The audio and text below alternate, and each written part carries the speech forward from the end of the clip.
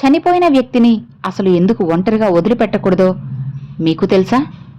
ఇప్పుడు మనం తెలుసుకుందాం. సూర్యుడు ఉదయమైన తరువాతే కదా అస్తమిస్తాడు. ఈ లోకంలో జన్మించిన ప్రతి ప్రాణి ఏదో ఒక రోజు ఖచ్చితంగా చనిపోవాల్సిందే. ఇది తప్పదు. ఇక ఈ విషయం అందరికీ తెలిసినా ఎంతమంది ఈ నిజాన్ని అంగీకరిస్తున్నారు? మీరే చెప్పండి. మీరు చూసే ఉంటారు. హిందూ ధర్మంలో ఎవరన్నా చనిపోయిన తర్వాత సంఘం మోదడం ఎందుకు?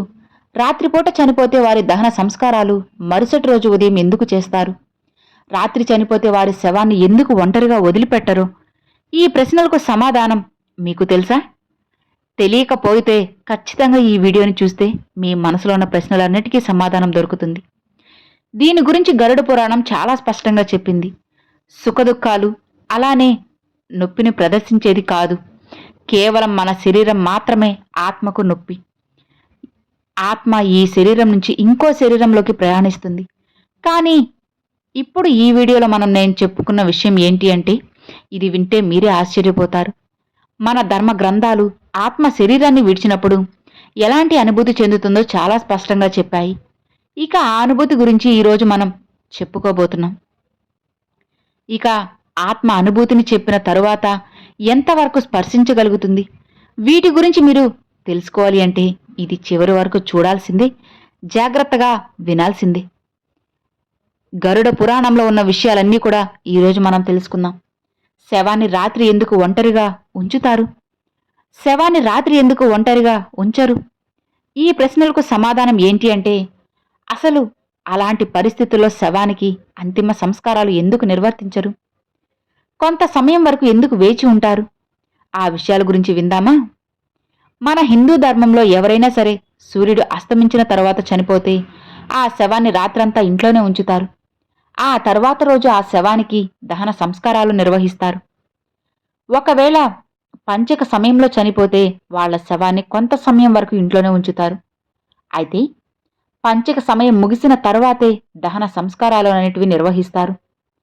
గరుడ పురాణం ప్రకారం సూర్యాస్తమయం సమయంలో లేదా పంచక సమయంలో ఎవరైనా దహన సంస్కారాలు నిర్వర్తిస్తే ఆ వ్యక్తికి మోక్షం ప్రాప్తి లభించదు.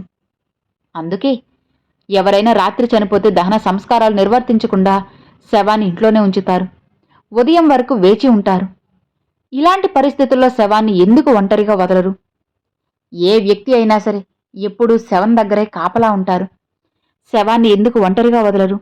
కారణం, శవాన్ని ఒంటరిగా వదిలిపెడితే కుక్కలు, పిల్లులు ఇలాంటి జంతువులు శవాన్ని తాకే అవకాశం ఉంటుంది.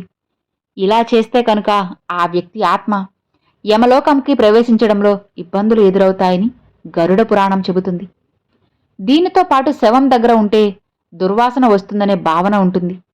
అందుకే శవం దగ్గర ఎవరైనా ఉంటే ఈ భావనను దరిచేరనివ్వకుండా చూస్తారు. అలానే దీనితో పాటు శవం చుట్టూ కూడా 4 వైపుల అగరబత్తీలు ఉంచుతారు. దీని ద్వారా శవం నుంచి వచ్చే దుర్వాసనంతా కూడా తగ్గిపోతుంది. గరుడ పురాణం ప్రకారం విష్ణు భగవానుడు గరుత్మంతుడు అడిగిన ప్రశ్నకు సమాధానం చెప్తూ ఇలా అంటారు: ఓ పక్షిరాజా, నేను పరిస్థితులతో పాటు ఎవరైనా చనిపోతే వారి సంతానం ఇంటి దగ్గర లేకపోతే అలాంటి పరిస్థితుల్లో కూడా శవాన్ని ఇంట్లోనే ఉంచుకొని వేచి ఉంటారు. దీనికి కారణం, ఆ వ్యక్తి యొక్క కొడుకు కానీ కూతురు కానీ చివరి తల కొరువు పెట్టాలి. అలా చేయకపోతే ఆత్మకి శాంతి చేకూరదు. ఈ ప్రపంచంలోనే ఉంటుంది. దీనితో పాటు విష్ణు భగవానుడు ఇంకో విషయం కూడా స్పష్టం చేశారు. ఎవరైనా సూర్యుడు అస్తమించిన తర్వాత చనిపోతే వారి అంతిమ సంస్కారాలు అనేవి ఆ రోజు ఎందుకు నిర్వర్తించరు? కారణం, మన ధర్మంలో రాత్రిపూట అంత్యక్రియలు చేయడం నిషేధం. దీనితో పాటు రాత్రిపూట శవాన్ని ఒంటరిగా వదిలిపెడితే ఆ శవం యజమాని లేని ఇల్లులాగా దుష్టశక్తులు ప్రవేశించడానికి అవకాశం ఉంటుంది. దీనివల్ల చనిపోయిన వ్యక్తి కుటుంబం చాలా కష్టాలు ఎదుర్కోవాల్సి ఉంటుంది. దీనితో పాటుగా చనిపోయిన వారి ఆత్మ అదే కుటుంబంలో తిరుగుతూ ఉంటుంది. ఇక ఒక మనిషి చనిపోయిన తర్వాత ఆత్మ శరీరం నుంచి విడిపోయిన వేళ ఆ శరీరంలోకి దుష్ట ఆత్మలు ప్రవేశించడానికి చాలా ప్రయత్నిస్తాయి. కారణం ఏంటి అంటే, రాత్రిపూట శవాన్ని ఒంటరిగా విడిచిపెట్టకుండా ఎవరైనా శవం దగ్గర ఖచ్చితంగా ఉండాలి. ఇక ఆత్మ శరీరాన్ని విడిచినప్పుడు అనుభూతి అనేది, ఆత్మ శరీరాన్ని విడిచేప్పుడు ఎలాంటి అనుభూతి చెందుతుందంటే, మన ధర్మ గ్రంథాలు, పురాణాలు మన శరీరాన్ని విడిచినప్పుడు ఆత్మ కలిగే అనుభూతిని చాలా స్పష్టంగా చెప్పాయి. మొదటిది అపస్మారక స్థితి. చనిపోయిన శరీరం నుంచి ఆత్మ విడిపోయే సమయంలో కొంత సమయం వరకు ఆత్మ అపస్మారక స్థితిలో ఉంటుంది. అంతవరకు అది తన శరీరం నుంచి విడిపోయినట్లు తెలుసుకోలేదు. ఆ సమయంలోనే ఆత్మ ఎలాంటి అనుభూతి చెందుతుందంటే, ఒక మనిషి కఠిన శ్రమ తర్వాత గాఢ నిద్రలో పడిపోయినట్లుగా అనుభూతి చెందుతుంది. కొంత సమయం తర్వాత ఆత్మకు స్పృహ వస్తుంది. అప్పుడు ఆత్మకు తాను చనిపోయిన విషయం తెలుస్తుంది. ఆ తరువాత అది ప్రతిస్పందించడానికి సిద్ధమవుతుంది. ఇక రెండవది సాధారణ ప్రవర్తన. ఒక ఆత్మ తన శరీరం నుంచి విడిపోయి స్పృహలోకి వచ్చిన తరువాత కొంత సమయం వరకు సాధారణ మనిషిలా ఉంటుంది. ఆత్మ తన శరీరాన్ని విడిచినట్టు కనిపెట్టడానికి కాస్త సమయం పడుతుంది. నిజం తెలుసుకున్న తర్వాత ఇంకో కొత్త శరీరంలోకి ప్రవేశించడానికి ప్రయత్నిస్తుంది. ఇక మూడవది అశాంతి మరియు కష్టం. ఆత్మ తన శరీరాన్ని విడిచిన కొంత సమయం తర్వాతే శరీరం తన పాత్ర ముగిసిందని గ్రహిస్తుంది. ఆ తర్వాత తన శవం చుట్టుపక్కల ఉన్న కుటుంబ సభ్యులు కేకలు వేస్తూ పిలిచినా వాళ్ల వరకు తన మాటలు వినిపించాలని ప్రయత్నిస్తుంది. కానీ ఎవ్వరికీ ఆత్మ మాటలు అస్సలు వినిపించవు. ఆత్మ అశాంతితో, భిన్నతతో ఉంటుంది.